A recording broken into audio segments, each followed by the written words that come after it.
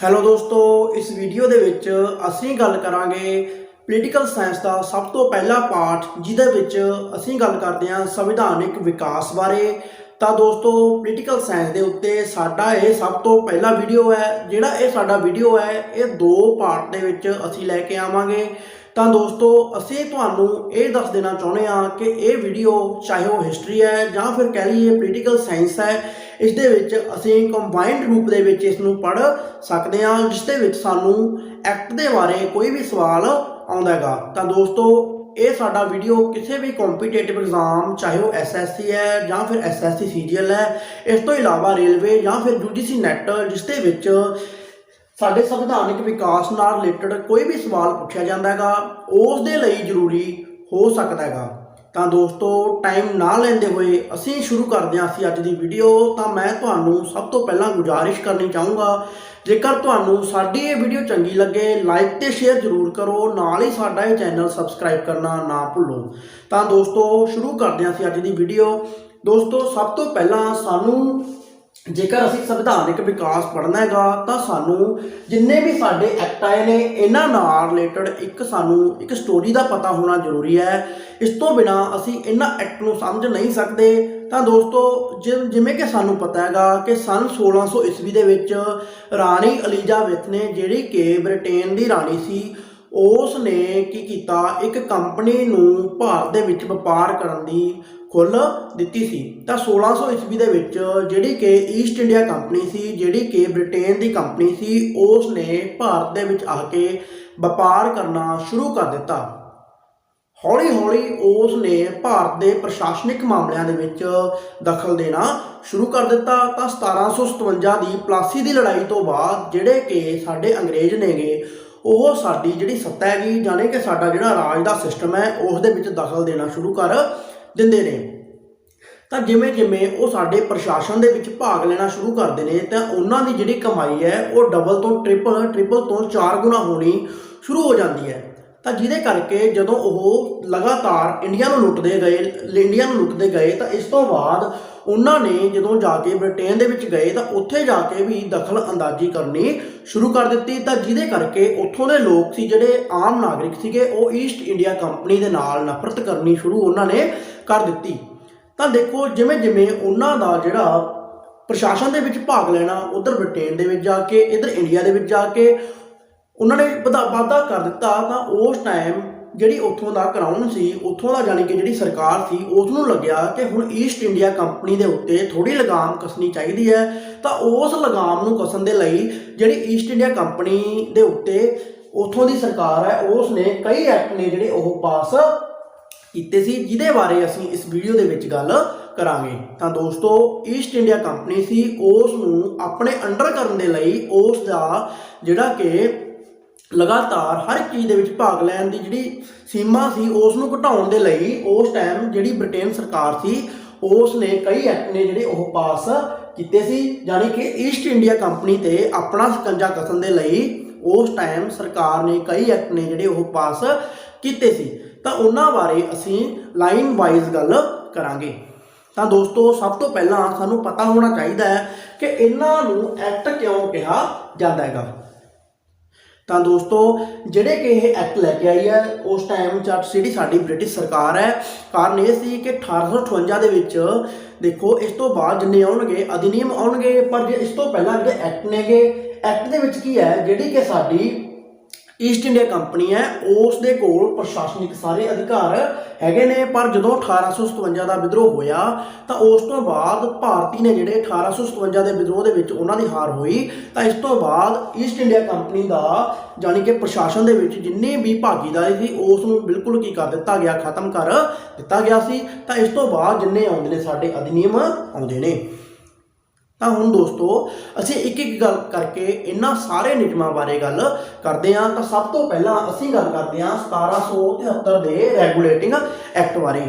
ਤਾਂ ਦੋਸਤੋ, ਜਿਹੜਾ 1773 ਦਾ ਰੈਗੂਲੇਟਿੰਗ ਐਕਟ ਹੈ, ਇਹ ਸਭ ਤੋਂ ਪਹਿਲਾ ਐਕਟ ਹੈ, ਜਿਸ ਦੇ ਤਹਿਤ ਜਿਹੜੀ ਉਸ ਟਾਈਮ ਬ੍ਰਿਟੇਨ ਦੀ ਸਰਕਾਰ ਸੀ, ਉਸ ਨੇ ਭਾਰਤ ਦੇ ਵਿੱਚ ਆ ਕੇ ਇਹ ਐਕਟ ਪਾਸ ਕਰਕੇ ਈਸਟ ਇੰਡੀਆ ਕੰਪਨੀ ਦੇ ਉੱਤੇ ਆਪਣਾ ਸ਼ਿਕੰਜਾ ਕੱਸਿਆ ਸੀ। ਤਾਂ ਦੋਸਤੋ, 1773 ਦਾ ਐਕਟ ਜੇਕਰ ਅਸੀਂ ਪੜ੍ਹਦੇ ਹਾਂ, ਰੈਗੂਲੇਟਿੰਗ ਐਕਟ ਪੜ੍ਹਦੇ ਹਾਂ, ਤਾਂ ਇਸ ਦੇ ਵਿੱਚ ਕੀ ਹੈ, ਸਭ ਤੋਂ ਪਹਿਲਾਂ ਇਹਨਾਂ ਨੇ 2 ਵਿਭਾਗਾਂ ਦੀ ਕੀਤੀ ਹੈ ਚयन ਕੀਤਾ ਹੈਗਾ, ਯਾਨੀ ਕਿ 2 ਵਿਭਾਗ ਨੇ ਜਿਹੜੇ ਉਹ ਬਣਾਏ ਨੇ।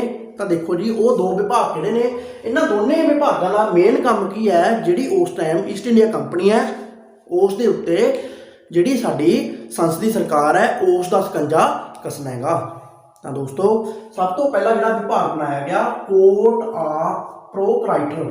ਤਾਂ ਦੋਸਤੋ ਜਿਹੜਾ ਇਹ ਕੋਰਟ ਆਫ ਪ੍ਰੋਪਰਾਈਟਰ ਹੈ, ਇਹ ਜਿਹੜੇ ਯਾਨੀ ਕਿ ਉਸ ਟਾਈਮ ਭਾਰਤ ਦੇ ਵਿੱਚ ਪੈਸਾ ਖਰਚ ਕਰ ਰਹੇ ਨੇ ਨਿਵੇਸ਼ਕ ਬੰਦੇ ਨੇ, ਯਾਨੀ ਕਿ ਜਿਹੜੇ ਕੰਪਨੀਆਂ ਜਿਨ੍ਹਾਂ ਨੇ ਬਣਾਈ ਹੈ ਉਹਨਾਂ ਦੁਆਰਾ ਇਸ ਨੂੰ ਚੁਣਿਆ ਗਿਆ ਸੀ। ਦੂਜਾ ਵਿਭਾਗ ਸੀ ਸਾਡਾ ਕੋਰਟ ਆਫ ਡਾਇਰੈਕਟਰ। ਤਾਂ ਦੋਸਤੋ ਕੋਰਟ ਆਫ ਡਾਇਰੈਕਟਰ ਦੇ ਜਿਹੜੇ ਮੈਂਬਰ ਨੇ ਉਹ ਕੁੱਲ 24 ਮੈਂਬਰ ਨੇ। ਇਹਨਾਂ 24 ਮੈਂਬਰਾਂ ਨੂੰ ਚੁਣਿਆ ਕਿਹਦੇ ਦੁਆਰਾ ਗਿਆ, ਕੋਰਟ ਆਫ ਪ੍ਰੋਪਰਾਈਟਰ ਦੁਆਰਾ ਚੁਣਿਆ ਗਿਆ ਸੀ। ਤਾਂ ਦੇਖੋ ਜੀ court of director the main ਕੰਮ ਕੀ ਹੈ, ਜਿੰਨੇ ਵੀ ਵਪਾਰਿਕ ਮਾਮਲੇ ਨੇ ਉਹਨਾਂ ਸੰਬੰਧੀ ਸਲਾਹ ਦੇਣਾ ਮੇਨ ਕੰਮ ਕਿਸ ਦਾ ਹੈਗਾ, ਕੋਰਟ ਆਫ ਡਾਇਰੈਕਟਰ ਦਾ ਕੰਮ ਹੈ। ਯਾਨੀ ਕਿ ਵਪਾਰਿਕ ਕੰਮਾਂ ਦੇ ਲਈ ਜਿਹੜਾ ਵਿਭਾਗ ਬਣਾਇਆ ਗਿਆ ਉਸ ਨੂੰ ਕੋਰਟ ਆਫ ਡਾਇਰੈਕਟਰ ਕਿਹਾ ਗਿਆ ਸੀ, ਜਿਸ ਦੇ ਕੁੱਲ 24 ਮੈਂਬਰ ਬਣਾਏ ਗਏ। ਤਾਂ ਹੁਣ ਜਿੰਨੇ ਵੀ ਯਾਨੀ ਕਿ ਕਹਿ ਲਈਏ ਵਪਾਰਿਕ ਕੰਮ ਨੇ ਉਹ ਕੋਰਟ ਆਫ ਡਾਇਰੈਕਟਰ ਦੁਆਰਾ ਨਿਸ਼ਚਿਤ ਕੀਤੇ ਜਾਣ ਲੱਗ ਪਏ। ਇਸ ਤੋਂ ਬਾਅਦ ਜਿਹੜਾ ਅਗਲਾ ਇਸ ਦਾ ਕੰਮ ਹੈ ਉਹ ਕੀ ਹੈ, ਦੇਖੋ ਜੀ ਉਸ ਟਾਈਮ ਜਿਹੜੀਆਂ ਸਾਡੀਆਂ 3 ਪ੍ਰੈਜ਼ੀਡੈਂਸੀਆਂ ਨੇ, ਉਹ 3 ਪ੍ਰੈਜ਼ੀਡੈਂਸੀਆਂ ਕਿਹੜੀਆਂ ਨੇ, ਇੱਕ ਸਾਡੀ ਮਦਰਾਸ ਹੈ, ਇੱਕ ਬੰਬੇ ਹੈ ਤੇ ਤੀਜੀ ਕਿਹੜੀ ਹੈ ਜੀ, ਸਾਡੀ ਬੰਗਾਲ ਹੈ। ਤਾਂ ਉਸ ਟਾਈਮ ਇਹਨਾਂ ਤਿੰਨੇ ਪ੍ਰੈਜ਼ੀਡੈਂਸੀਆਂ ਦੇ ਵਿੱਚ ਅਲੱਗ-ਅਲੱਗ ਗਵਰਨਰ ਹੁੰਦਾ ਸੀ ਜਿਹੜਾ ਨਿਸ਼ਚਿਤ ਹੁੰਦਾ ਸੀ। ਤਾਂ ਉਸ ਟਾਈਮ ਸਭ ਤੋਂ ਪਹਿਲੀ ਵਾਰ ਜਿਹੜਾ ਸਾਡਾ ਗਵਰਨਰ ਜਨਰਲ ਦਾ ਪਦ ਹੈਗਾ ਉਹ ਬਣਾਇਆ ਗਿਆ ਸੀ। ਤਾਂ ਉਸ ਟਾਈਮ ਜਿਹੜਾ ਬੰਗਾਲ ਦਾ ਗਵਰਨਰ ਸੀ ਉਸ ਨੂੰ ਗਵਰਨਰ ਜਨਰਲ ਕਿਹਾ ਜਾਣ ਲੱਗ ਪਿਆ ਸੀ। ਇਸ ਤੋਂ ਪਹਿਲਾਂ ਹਰ ਇੱਕ ਪ੍ਰੈਜ਼ੀਡੈਂਸੀ ਦੇ ਆਪਣੇ ਆਪਣੇ ਗਵਰਨਰ ਹੁੰਦੇ ਸੀ, ਪਰ ਹੁਣ ਬੰਗਾਲ ਦੇ ਲਈ ਇੱਕ ਗਵਰਨਰ ਜਨਰਲ ਬਣਾਇਆ ਗਿਆ ਸੀ। ਤੇ ਮਦਰਾਸ ਤੇ ਬੰਬੇ ਜਿਹੜੀ ਸੀ ਉਸ ਟਾਈਮ ਪ੍ਰੈਜ਼ੀਡੈਂਸੀ ਉਸ ਨੂੰ ਬੰਗਾਲ ਦੇ ਗਵਰਨਰ ਜਨਰਲ ਦੇ ਅਧੀਨ ਕਰ ਦਿੱਤਾ ਗਿਆ ਸੀ। ਤਾਂ ਦੋਸਤੋ ਉਸ ਟਾਈਮ ਸਭ ਤੋਂ ਪਹਿਲਾਂ ਜਿਹੜਾ ਸਾਡਾ ਗਵਰਨਰ ਜਨਰਲ ਬਣਿਆਗਾ ਉਸ ਦਾ ਨਾਮ ਸੀ ਵਾਰਨ ਹੇਸਟਿੰਗ। ਤਾਂ ਦੇਖੋ ਜੀ ਸਭ ਤੋਂ ਪਹਿਲੀ ਗੱਲ ਇਹਨਾਂ ਨੇ 2 ਵਿਭਾਗ ਬਣਾਏ ਨੇ। ਇਸ ਤੋਂ ਬਾਅਦ ਇਹਨਾਂ ਨੇ ਇੱਕ ਗਵਰਨਰ ਜਨਰਲ ਬਣਾਇਆਗਾ ਜਿਹੜਾ ਕਿ ਬੰਗਾਲ ਦਾ ਹੁੰਦਾ ਸੀ, ਤੇ ਮਦਰਾਸ ਤੇ ਬੰਬੇ ਜਿਹੜੀ ਸੀ ਸਾਡੀ ਪ੍ਰੈਜ਼ੀਡੈਂਸੀ ਉਸ ਨੂੰ ਬੰਗਾਲ ਦੇ ਗਵਰਨਰ ਜਨਰਲ ਦੇ ਅਧੀਨ ਕਰ ਦਿੱਤਾ ਗਿਆ ਸੀ। ਤੇ ਦੇਖੋ ਜੀ ਵਾਰਨ ਹੇਸਟਿੰਗ ਦੇ ਨਾਲ ਇਹਨਾਂ ਨੇ 4 ਮੈਂਬਰ ਨਿਯੁਕਤ ਕਰ ਦਿੱਤੇ ਸੀ। ਤਾਂ ਹੁਣ ਦੇਖੋ ਜੀ ਗਵਰਨਰ ਜਨਰਲ ਦਾ ਮੇਨ ਕੰਮ ਕੀ ਹੈਗਾ, ਸਾਰੇ ਵਪਾਰ ਯਾਨੀ ਕਿ ਜਿਹੜਾ ਉਸ ਟਾਈਮ ਸਾਡਾ ਜਿਹੜੀ ਕੰਪਨੀ ਹੈ ਉਸ ਦੇ ਪ੍ਰਸ਼ਾਸਨਿਕ ਕੰਮ ਨੇ ਉਹਨਾਂ ਨੂੰ ਦੇਖ ਰੇਖ ਕਰਨਾ। ਤਾਂ ਦੇਖੋ ਜੀ ਇਹ ਜਿਹੜੇ 4 ਮੈਂਬਰ ਨੇ ਇਹਨਾਂ ਦੇ ਵਿੱਚ ਕੀ ਹੁੰਦਾ ਸੀ, ਜਦੋਂ ਕਦੇ ਵੋਟ ਪੈਂਦੀ ਇੱਕ ਪਾਸੇ 2 ਮੈਂਬਰ ਹੋ ਗਏ ਤੇ ਦੂਜੇ ਪਾਸੇ 2 ਮੈਂਬਰ ਹੋ ਗਏ, ਤਾਂ ਉਸ ਟਾਈਮ ਜਿਹੜਾ ਵਾਰਨ ਹੇਸਟਿੰਗ ਸੀ ਉਸ ਨੂੰ ਵੋਟ ਪਾਉਣ ਦਾ ਅਧਿਕਾਰ ਸੀ। ਯਾਨੀ ਕਿ ਜਿੱਧਰ ਵਾਰਨ ਹੇਸਟਿੰਗ ਹੋ ਜਾਂਦੇ ਸੀ ਤਾਂ ਉਸ ਟਾਈਮ ਕੀ ਹੁੰਦਾ ਸੀ, ਉਸ ਬਿੱਲ ਨੂੰ ਪਾਸ ਕਰ ਦਿੱਤਾ ਜਾਂਦਾ ਸੀ। ਇਸ ਤਰੀਕੇ ਨਾਲ ਜਿਹੜੀ ਇਹ ਸਾਡੀ ਪ੍ਰੀਸ਼ਦ ਹੈਗੀ ਉਹ ਕੰਮ ਕਰਦੀ ਸੀ। ਜੇਕਰ ਇੱਕ ਵਾਰ 3 ਮੈਂਬਰ ਇੱਕ ਪਾਸੇ ਹੋ ਜਾਂਦੇ ਤਾਂ ਉਹ ਇੱਕ ਤਰੀਕੇ ਨਾਲ ਗੱਲ ਨੂੰ ਮੰਨ ਲਿਆ ਜਾਂਦਾ ਸੀ। ਤੇ ਇਸ ਤੋਂ ਬਾਅਦ ਜਿਹੜਾ ਅਗਲਾ ਕੰਮ ਹੈ 1773 ਦੇ ਰੈਗੂਲੇਟਿੰਗ ਐਕਟ ਦਾ, ਉਹ ਕੀ ਹੈ, 1774 ਦੇ ਵਿੱਚ ਕਲਕੱਤਾ ਦੇ ਵਿੱਚ ਇੱਕ ਸੁਪਰੀਮ ਕੋਰਟ ਬਣਾਈ ਗਈ। ਤਾਂ ਦੋਸਤੋ ਦੇਖੋ ਜੀ ਸਵਾਲ ਆਉਂਦਾ ਹੈ ਕਿਸ ਐਕਟ ਦੇ ਤਹਿਤ ਸੁਪਰੀਮ ਕੋਰਟ ਦੀ ਰਚਨਾ ਕੀਤੀ ਗਈ, ਸੁਪਰੀਮ ਕੋਰਟ ਬਣਾਈ ਗਈ। 1773 ਦੇ ਰੈਗੂਲੇਟਿੰਗ ਐਕਟ ਦੇ ਤਹਿਤ ਬਣਾਈ ਗਈ ਸੀ। ਤਾਂ ਇਸ ਦੀ ਜਿਹੜੀ ਪਹਿਲੀ ਮੇਨ ਜੱਜ ਸੀ ਉਸ ਦਾ ਨਾਮ ਕੀ ਸੀ ਦੋਸਤੋ, ਅਲੀਜ਼ਾ ਇੰਪੇਸੀ। ਇਸ ਤੋਂ ਬਾਅਦ ਜੀ ਅਸੀਂ ਗੱਲ ਕਰਦੇ ਹਾਂ ਅਗਲੇ ਐਕਟ ਬਾਰੇ। ਤਾਂ ਦੋਸਤੋ ਇੱਕ ਵਾਰ ਫਿਰ ਨਜ਼ਰ ਮਾਰਦੇ ਹਾਂ 1773 ਦੇ ਰੈਗੂਲੇਟਿੰਗ ਐਕਟ ਤੇ।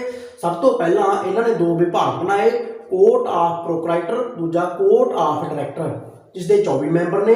ਇਹਨਾਂ 24 ਮੈਂਬਰਾਂ ਨੂੰ ਕੋਰਟ ਆਫ ਪ੍ਰੋਪਰਾਈਟਰ ਦੇ ਮੈਂਬਰਾਂ ਦੁਆਰਾ ਨਿਯੁਕਤ ਕੀਤਾ ਜਾਂਦਾ ਸੀ। ਇਸ ਤੋਂ ਬਾਅਦ ਜਿਹੜੇ ਸਾਡੇ ਬੰਗਾਲ, ਮਦਰਾਸ ਤੇ ਬੰਬੇ 3 ਪ੍ਰੈਜ਼ੀਡੈਂਸੀਆਂ ਸੀ, ਇਹਨਾਂ ਦੇ ਵਿੱਚ ਕੀ ਹੁੰਦਾ ਸੀ, ਗਵਰਨਰ ਅਲੱਗ-ਅਲੱਗ ਹੁੰਦੇ ਸੀ। ਤਾਂ ਬੰਗਾਲ ਦੇ ਵਿੱਚ ਗਵਰਨਰ ਜਨਰਲ ਦੀ ਨਿਯੁਕਤੀ ਕੀਤੀ ਗਈ ਸੀ। ਹੁਣ ਅਸੀਂ ਗੱਲ ਕਰਦੇ ਹਾਂ ਪਿਟਸ ਇੰਡੀਆ ਐਕਟ ਬਾਰੇ।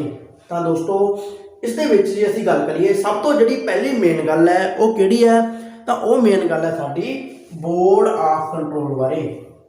ਤਾਂ ਦੋਸਤੋ ਸਭ ਤੋਂ ਪਹਿਲੀ ਵਾਰ ਇਸ ਦੇ ਵਿੱਚ ਬੋਰਡ ਆਫ ਕੰਟਰੋਲ ਬਣਾਇਆ ਗਿਆ ਸੀ, ਜਿਸ ਦੇ ਕੋਲ 6 ਮੈਂਬਰ ਸੀ। ਤਾਂ ਦੋਸਤੋ ਜਿਹੜਾ ਬੋਰਡ ਆਫ ਕੰਟਰੋਲ ਸੀ ਇਸ ਦਾ ਇੱਕ ਮੈਂਬਰ ਜਿਹੜੀ ਉਸ ਟਾਈਮ ਬ੍ਰਿਟਿਸ਼ ਸੰਸਦ ਸੀ ਉਸ ਦਾ ਮੰਤਰੀ ਲਿਆ ਜਾਂਦਾ ਸੀ।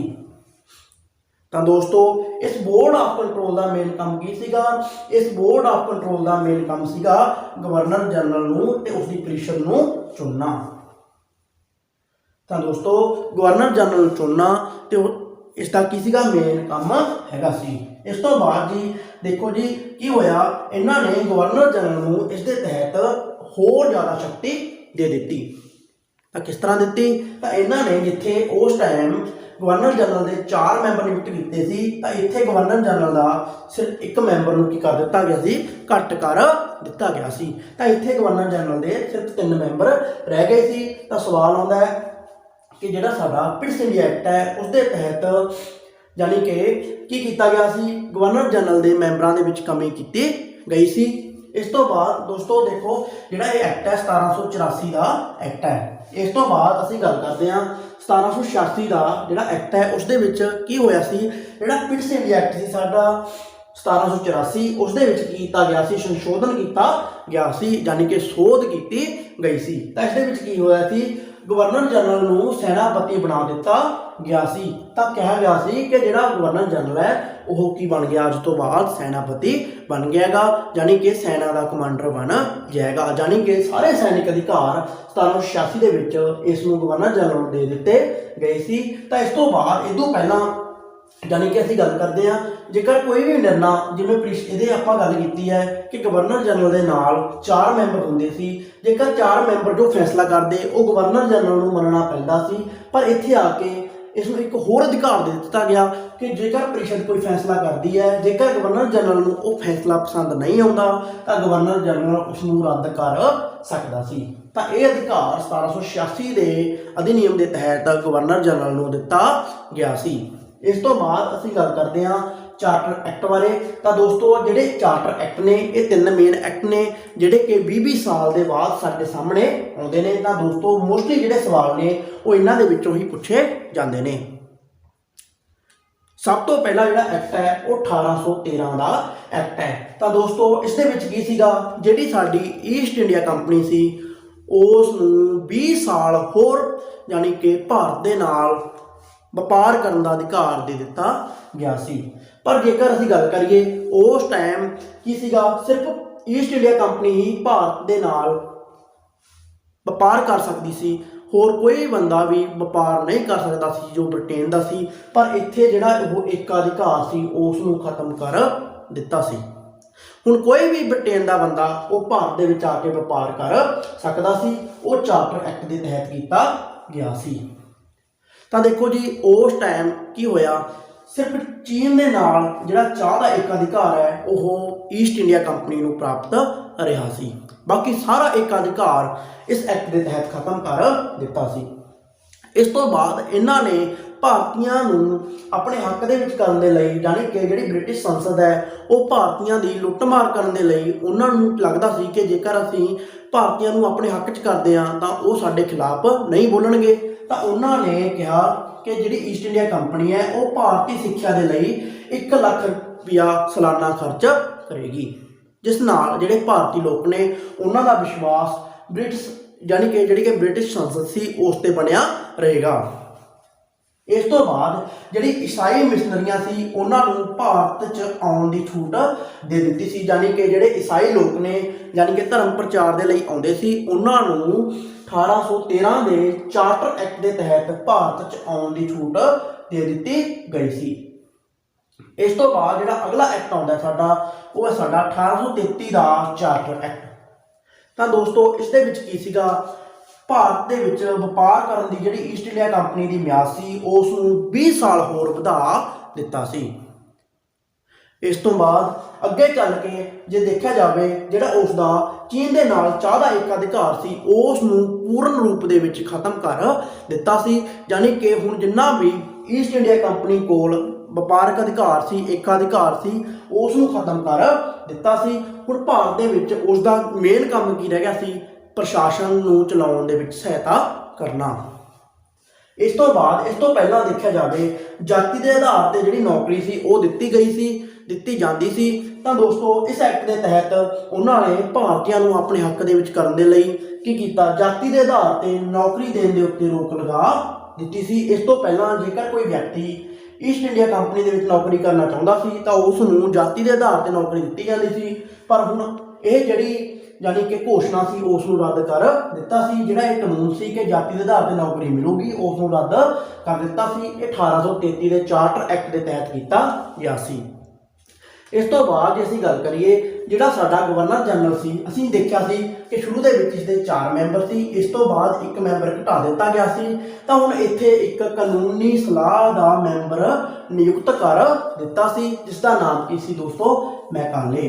ਤਾਂ ਸਵਾਲ ਆਉਂਦਾ ਹੈ ਕਿ ਸਭ ਤੋਂ ਪਹਿਲਾਂ ਕਾਨੂੰਨੀ ਸਲਾਹਕਾਰ ਜਿਹੜਾ ਸੀ ਸਾਡਾ ਮੈਂਬਰ ਸੀ ਗਵਰਨਰ ਜਨਰਲ ਦੀ ਪ੍ਰੀਸ਼ਦ ਦੇ ਵਿੱਚ ਐਡ ਕੀਤਾ ਗਿਆ, ਉਹ ਕਦੋਂ ਕੀਤਾ ਗਿਆ, 1833 ਦੇ ਚਾਰਟਰ ਐਕਟ ਦੇ ਤਹਿਤ। ਤਾਂ ਇਹ ਮੈਕਾਲੇ ਦਾ ਮੇਨ ਕੰਮ ਕੀ ਹੁੰਦਾ ਸੀ, ਕਾਨੂੰਨੀ ਸਲਾਹ ਦੇਣਾ ਗਵਰਨਰ ਜਨਰਲ ਨੂੰ। ਤਾਂ ਦੇਖੋ ਜੀ, ਇਸ ਨੂੰ ਹਜੇ ਤੱਕ ਵੋਟ ਪਾਉਣ ਦਾ ਅਧਿਕਾਰ ਨਹੀਂ ਸੀ, ਇਸ ਦੀ ਗੱਲ ਨੂੰ ਮੰਨਣਾ ਜਾਂ ਨਾ ਮੰਨਣਾ ਉਹ ਗਵਰਨਰ ਜਨਰਲ ਦੀ ਮਰਜ਼ੀ ਹੁੰਦੀ ਸੀ। ਇਸ ਤੋਂ ਬਾਅਦ ਜਿਹੜਾ 1833 ਦਾ ਐਕਟ ਹੈ, ਇਸ ਦੇ ਵਿੱਚ ਦਾਸ ਪ੍ਰਥਾ ਦਾ ਖਾਤਮਾ ਕੀਤਾ ਗਿਆ ਸੀ। ਤਾਂ ਦੋਸਤੋ ਇਸ ਤੋਂ ਪਹਿਲਾਂ ਵਿਅਕਤੀਆਂ ਨੂੰ ਦਾਸ ਬਣਾਇਆ ਜਾਂਦਾ ਸੀ, ਪਰ ਇਸ ਦੇ ਤਹਿਤ ਦਾਸ ਪ੍ਰਥਾ ਦਾ ਬਿਲਕੁਲ ਖਾਤਮਾ ਕਰ ਦਿੱਤਾ ਗਿਆ ਸੀ। ਤਾਂ ਦੋਸਤੋ 1843 ਦੇ ਵਿੱਚ ਦੇਖੋ ਜੀ ਜਾ ਕੇ ਦਾਸ ਪ੍ਰਥਾ ਹੈ ਜਿਹੜੀ ਉਹ ਖਤਮ ਹੁੰਦੀ ਹੈ। ਲਗਭਗ 10 ਸਾਲ ਦੇ ਬਾਅਦ ਜਿਹੜੀ ਦਾਸ ਪ੍ਰਥਾ ਹੈ ਜੀ ਉਹ ਖਤਮ ਹੋਈ। ਤਾਂ ਉਸ ਟਾਈਮ ਜਿਹੜਾ ਸਾਡਾ ਗਵਰਨਰ ਜਨਰਲ ਸੀ ਉਹ ਸੀ ਐਲਬਰਟ ਰੋ। ਦੋਸਤੋ ਐਲਬਰਟ ਰੋ ਦੇ ਸਮੇਂ ਜਾ ਕੇ ਜਿਹੜੀ ਸਾਡੀ ਦਾਸ ਪ੍ਰਥਾ ਹੈਗੀ ਉਹ ਖਤਮ ਹੋਈ ਸੀ। ਇਸ ਤੋਂ ਬਾਅਦ ਅਸੀਂ ਗੱਲ ਕਰਦੇ ਹਾਂ 1853 ਦੇ ਚਾਰਟਰ ਐਕਟ ਬਾਰੇ।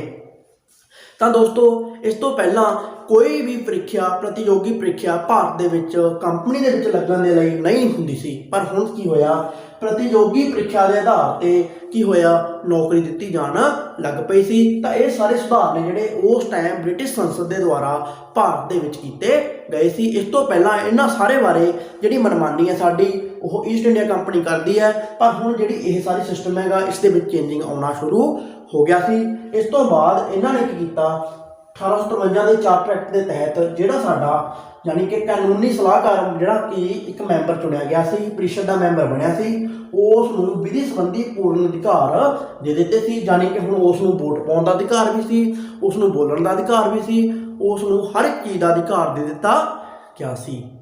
ਤਾਂ ਹੁਣ ਜਿਹੜਾ ਪੂਰਨ ਅਧਿਕਾਰ ਜਿਹੜਾ ਸਾਨੂੰ ਕਾਨੂੰਨੀ ਮੈਂਬਰ ਹੈ ਉਸ ਨੂੰ ਇਸ ਐਕਟ ਦੇ ਤਹਿਤ ਦੇ ਦਿੱਤਾ ਗਿਆ ਸੀ। ਤਾਂ ਦੋਸਤੋ ਇਸ ਤੋਂ ਬਾਅਦ ਕੀ ਹੁੰਦਾ ਹੈ, 1857 ਦੇ ਵਿੱਚ ਜਾ ਕੇ ਵਿਦਰੋਹ ਹੋ ਜਾਂਦਾ ਹੈ, ਜਿਸ ਦੇ ਤਹਿਤ ਜਿਹੜੀ ਈਸਟ ਇੰਡੀਆ ਕੰਪਨੀ ਹੈ ਉਸ ਨੂੰ ਖਤਮ ਕਰ ਦਿੱਤਾ ਜਾਵੇਗਾ। ਇਸ ਤੋਂ ਬਾਅਦ ਡਾਇਰੈਕਟ ਰੂਪ ਦੇ ਵਿੱਚ ਜਿਹੜੀ ਕਿ ਬ੍ਰਿਟੇਨ ਦੀ ਸੰਸਦ ਹੈ ਉਹ ਭਾਰਤ ਦੇ ਵਿੱਚ ਸ਼ਾਸਨ ਕਰੇਗੀ। ਤਾਂ ਇਸ ਤੋਂ ਬਾਅਦ ਅਸੀਂ ਅਗਲੀ ਅੱਗੇ ਵੀਡੀਓ ਦੇ ਵਿੱਚ ਲੈ ਕੇ ਆਵਾਂਗੇ। ਜੇਕਰ ਤੁਹਾਨੂੰ ਵੀਡੀਓ ਚੰਗੀ ਲੱਗੇ ਲਾਈਕ ਤੇ ਸ਼ੇਅਰ ਜ਼ਰੂਰ ਕਰੋ, ਨਾਲ ਹੀ ਸਾਡਾ ਇਹ ਚੈਨਲ ਸਬਸਕ੍ਰਾਈਬ ਕਰਨਾ ਨਾ ਭੁੱਲੋ। ਧੰਨਵਾਦ।